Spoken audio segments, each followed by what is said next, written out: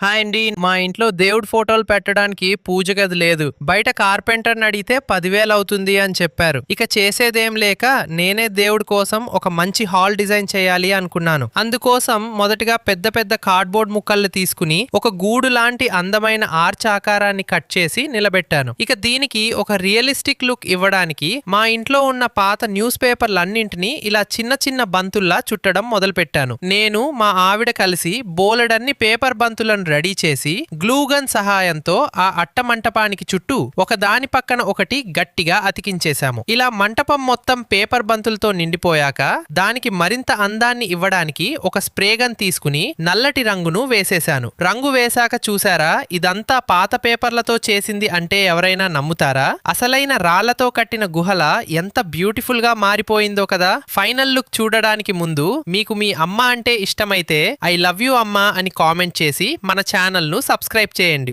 Wow, final look అదిరిపోయింది కదా.